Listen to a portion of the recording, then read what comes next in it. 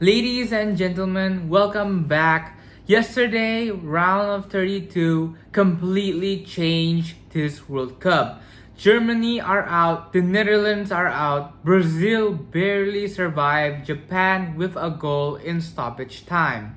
That proves one thing.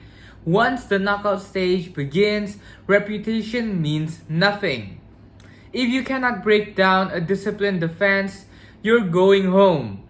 Today we have another four incredible matches: Norway against Ivory Coast, France against Sweden, Mexico against Ecuador, and England against DR Congo. Let's analyze every match, the expected lineups, the tactics, and finally my match simulation and predictions at the end. But for disclosure first, if I'm pronouncing these names wrong or words, I would like to say sorry in advance first. But let's not talk too much, let's get right into the details. Okay, let's begin with Norway against Ivory Coast. Many fans will remember Norway losing 4-1 to France and immediately think they're not good enough. But that score doesn't tell the whole story. Norway had already secured qualification before the match. Coach Stale Solbakken rotated almost the entire starting 11, resting Erling Haaland, Martin Ødegaard, and several key players for the knockout stage. So I don't think that defeat reflects Norway's real strength. Before facing France, Norway looked organized, dangerous in transition, and one of the better attacking teams in their group. Ivory Coast had a very different journey. Against Ecuador, they pressed aggressively, disturbed Moises Caicedo, and won the midfield battle. But against Germany, everything changed. After taking the lead, they stopped pressing and defended much deeper. Germany's midfield suddenly had time to control possession, create chances, and eventually turn the game around. That tactical difference could decide today's match. So, the expected lineups for Norway might be 4-2-3-1. Neyland, Rayson, or replacement if unavailable, Ødegaard, Hanse Olsen, Wolfe, Berg, Aursnes, Ødegaard, Oscar Bob, Antonio Nusa, Erling Haaland. Everything revolves around Martin Ødegaard, finding Haaland early. Now for Ivory Coast lineup expected is 4-2-3-1. We have Fofana, Singo, Ndika, Diomande, Conan, Sangaré, Kessié, Pépé, Adigra, Guisan, Haller. This midfield is the heart of Ivory Coast system. Now the tactical battle. Forget Haaland for a moment. The biggest battle today is Martin Ødegaard against Franck Kessié and Ibrahim Sangaré. If Ivory Coast press like they did against Ecuador, Ødegaard won't have much time to create. But if Norway escape that first line of pressure, Haaland only needs one clear opportunity. For the match simulation, I expected Norway to start aggressively. Around the 18th minute, Ødegaard slips a beautiful pass to Haaland, saved by Fofana though. Ivory Coast slowly grow into the match.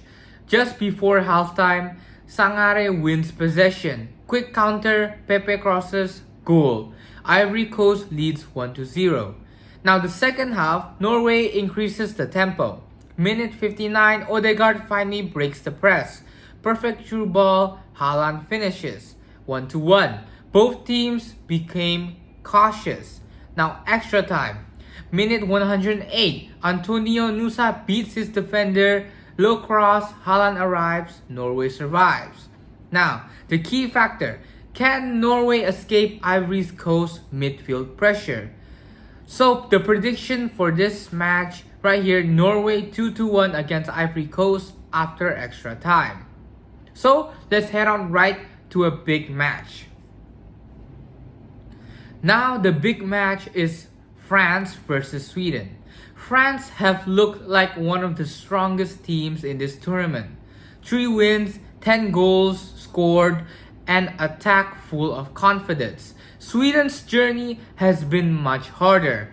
They suffered a heavy defeat against the Netherlands before recovering to qualify.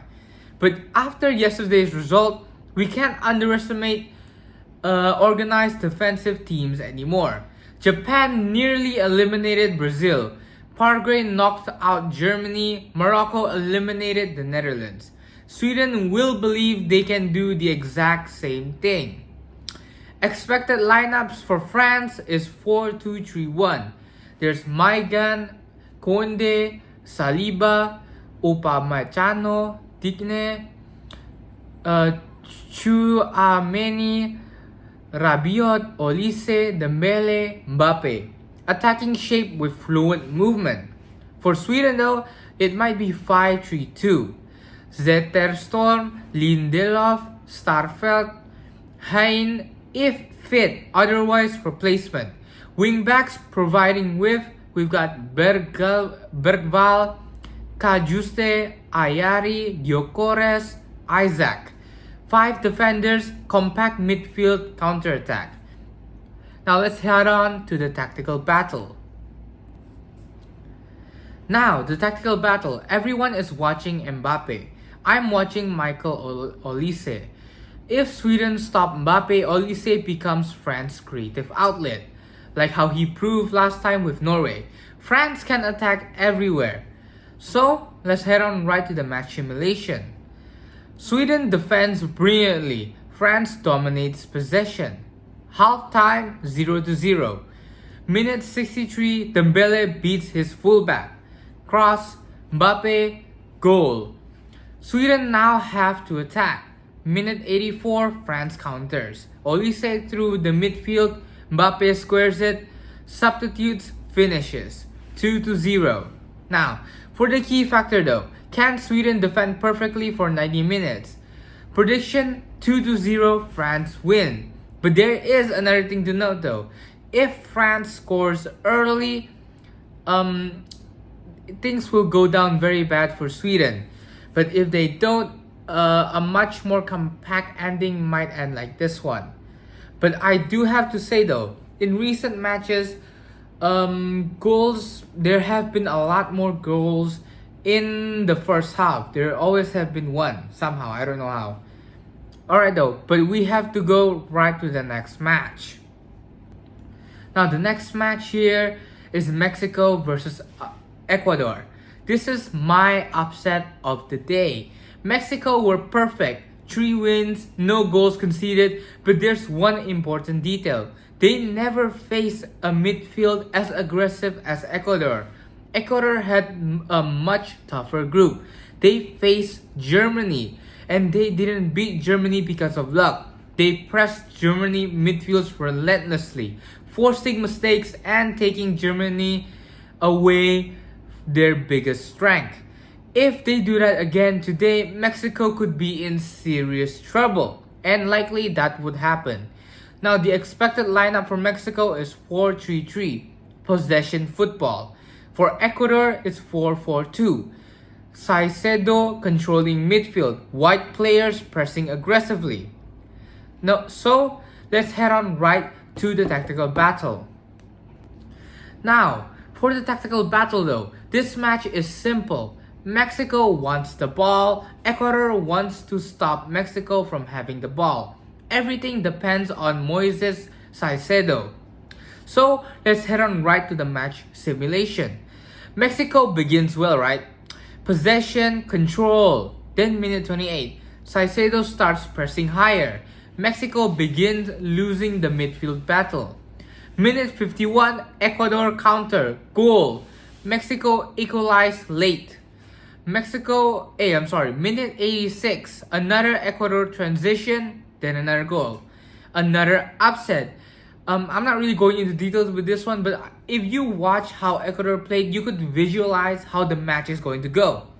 But for the key factor though, can Ecuador dominate midfield like they did against Germany? But for me personally, I think they would, because Germany may have looked weak, but they are still one of the strongest teams in this tournament, and yet they still lost against a team like Ecuador. Especially if you compare Germany with Mexico, that's already a big difference if you look at it, right? So my predictions for this match: Ecuador 2, Mexico 1. Let's head on right to the next match though. Alright, the last match is England versus DR Congo for today. The group stage review, right? England finished top of their group, but their performances haven't convinced everyone. Against Panama, England needed more than an hour to score. Only after Jude Bellingham's breakthrough did Harry Kane add a second goal. The score says 2-0. The performance tells a different story. Now they face a DR Congo side that doesn't mind defending for long periods before attacking on the counter.